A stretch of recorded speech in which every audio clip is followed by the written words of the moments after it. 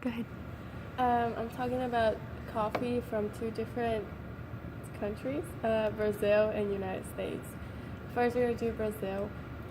Brazil is by far the largest producer of coffee in the world, controlling more than 30% of the international production. Um,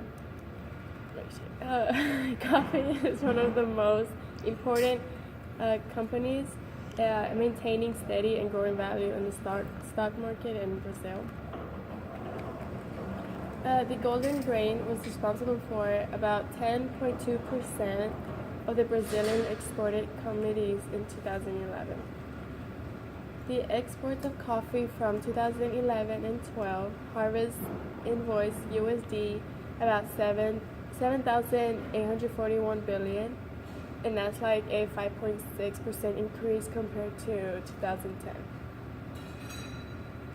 The coffee industry are spread along 13 Brazilian states, but the largest ones are located in the states of Sao Paulo, Minas Gerais, Rio de Janeiro, Espírito Santo, Bahia, Paraná, and Goiás.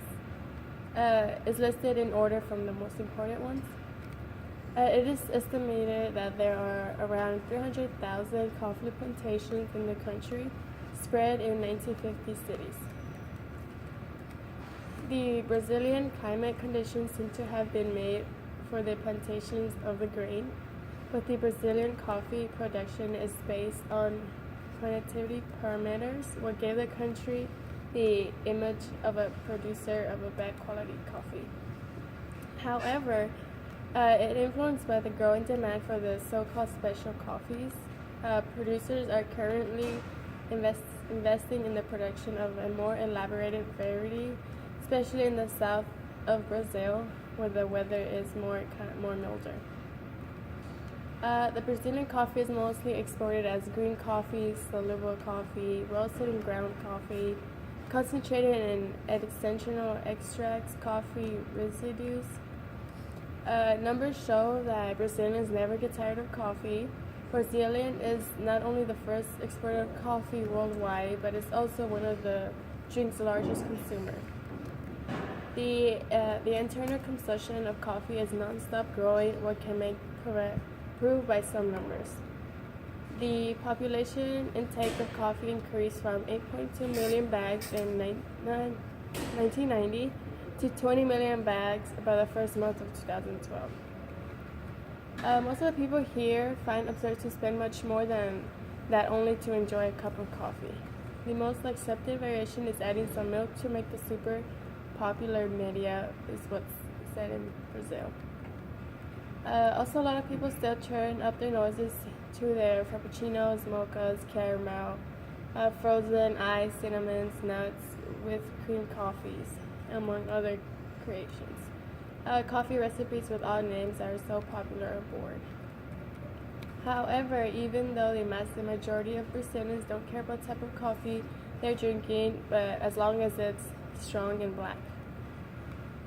The gourmet coffee market is concentrated in the largest cities of the country, mainly fed by multinational Frenchness coffee machine sellers that manage to advertise their products, to the point of creating a new culture of coffee in Brazil, but still with restricted range to a specific profile of consumer. Now we're going to talk about coffee in USA. For many of us, coffee is one of those necessities and splendors we just can't live without. Some people cannot even picture starting the day off without a warm cup of coffee. And don't forget about that midday slump when coffee is what gets us through the rest of the day. If you love coffee, have you ever stopped to wonder how coffee is made? Many people imagine coffee beans growing on plants, but they don't know is that coffee doesn't start from a bean at all. A coffee bean is actually a seed that comes from a specific type of berries. So you can say that coffee beans can actually come from a fruit. Coffee berries usually contain beans that are split into two. However, in around 5% of the beans harvest, it can happen that a bean doesn't split, and this this type of a coffee bean is popularly called pea berry, since it is shaped resembling to a pea. When it comes to length of the whole production process, a coffee tree can take up to 5 years to produce its precious fruit and cannot grow in every climate.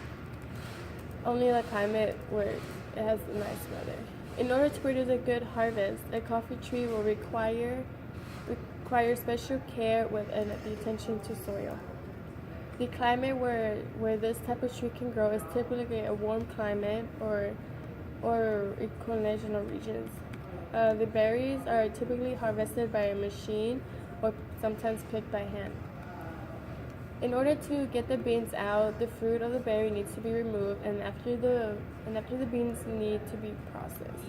There are only two known ways of processing coffee beans, as dry processing and harvesting, which is dry processing, which is an older technique, and wet processing, which is more modern technique.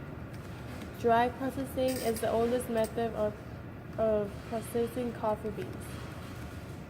The beans are placed in the sun and let out to dry for around 2 weeks while being turned from time to time so they can dry eventually. Wet processing is a modern method of processing coffee beans, and it takes place soon after the harvest. During this process, the pulp that is left on the beans will become softer and the clone will rinse off. Today, this method of processing coffee beans is used more frequently since it prevents damage to the beans. When the processing is done, the beans are sorted. All the bad beans are thrown out, and the good ones are put in a bag to ship.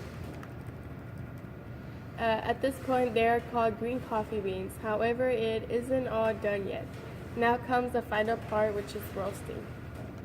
Roasting is essential and the final step in coffee production. It requires the perfect timing and setting of temperature to provide the perfect product.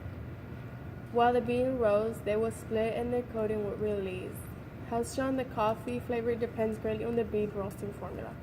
For example, the longer the bean roasts, the more intense the flavor will be. Ironically, it is assumed the stronger the flavor, the more caffeine will have. However, it is actually the opposite, which is true. The longer the coffee beans roast, the more the chemical caffeine is removed from them. You can buy your beans already roasted, but the fresher experience, many people prefer roasting their own beans at their house. Keep in mind that the name of a line of coffee beans, such as Breakfast Blend, can differ from another company to another. This is due because many of us different roasting temperatures and times for a particular batch. Roasting beans, even for a few minutes longer or shorter, can alter the flavor of the entire batch. Once the roasting is completed for a batch of beans, the finished product is shipped to a retailer or sold directly to the consumer. Coffee beans are shipped all around the world, from Africa to Italy to Canada, the United States, or Mexico. Everyone serves their coffee in various ways.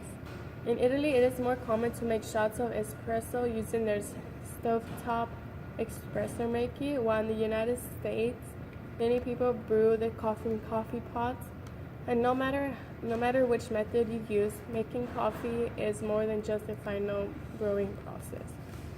It is a lengthy process which starts as simple coffee berry and eventually finds a final destination in the cups of coffee consumers all around the world.